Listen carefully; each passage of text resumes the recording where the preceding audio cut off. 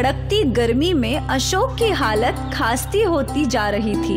एक तो ऊपर तेज धूप और ऊपर से उसका पुराना रिक्शा। खून पसीना एक करके वो अपनी रिक्शा को हाँक रहा था। लीजिए मैडम, आपका चौक आ गया। ये लो भैया। ये क्या मैडम, बस 20 रुपए? बात तो 30 रुपए की हुई थी ना मैडम? हाँ, लेकिन समय देखो, 2 किलोमीटर का सफर करने में आधा घंटा लग गया है। आप देख रही हैं ना मैडम, धूप कितनी है। जो भी है, मैं तो 20 रुपए ही दूंगी।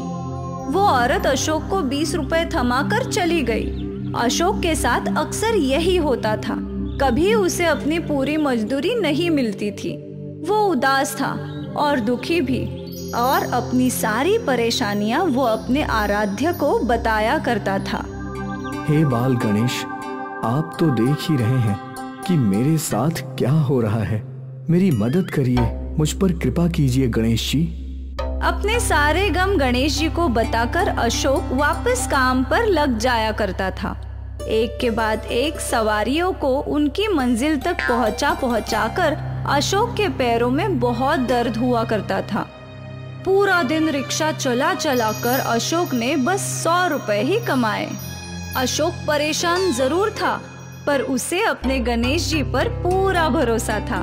उसे यकीन था कि मुश्किल के हर दौर में उसके आराध्य उसकी मदद करेंगे। अशोक की पत्नी सरिता भी गणेश जी की भक्त थी।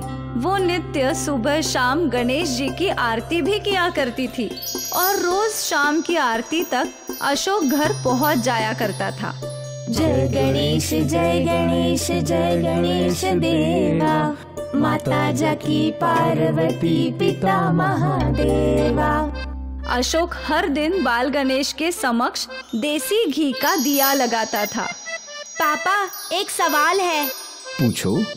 आप ही कहते हैं कि देसी घी बहुत महंगा है, हम तो खाने में भी उसका इस्तेमाल नहीं करते, तो आप रोज गणेश जी के लिए देसी घी का क्या करते हैं?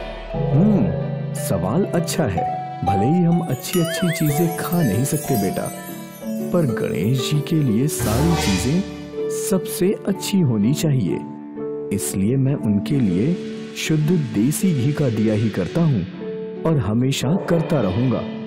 ठीक है पापा, मैं समझ गया, और मैं भी हमेशा गणेश जी को शुद्ध देसी घी का भोग चढ़ाऊंगा। बहुत अच्छे प्रशांत। अशोक रास्ते पे अपनी साइकिल रिक्शा चलाता रहा। कभी उसे कड़ी धूप का सामना करना पड़ता तो कभी तेज बारिश का, पर चाहे कुछ भी हो वो डटा रहता और हर दिन वो गणेश जी को अपनी सारी परेशानियां बताया करता था। फिर एक दिन उसके साइकिल रिक्शा से आवाज आने लगी। उसने पूरी कोशिश की आवाज बंद करने की। अरे ये क्या है भैया, ये रिक्शा इतना आवाज क्यों कर रहा है?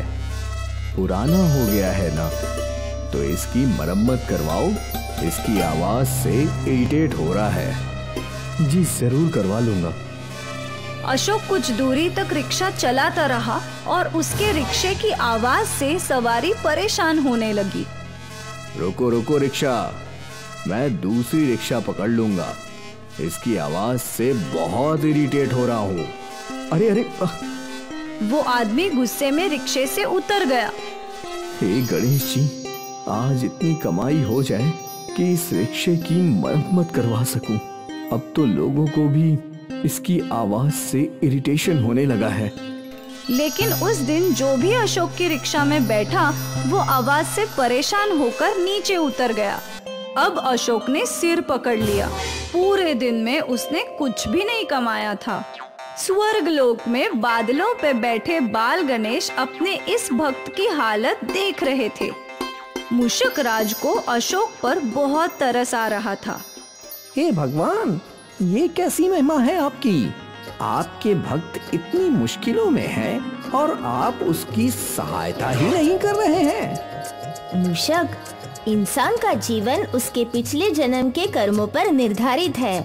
अशोक मेरा परम भक्त है, मैं उसकी सहायता अवश्य करूंगा, पर उससे पहले मैं उसकी परीक्षा लूंगा। कैसी परीक्षा? बाल गणेश मुस्कुराए और मूषक राज के साथ गायब हो गए। बाल गणेश और मूषक राज ने 2 छोटे बच्चों का रूप ले लिया और वो अशोक की साइकिल रिक्शा के सामने आ गए।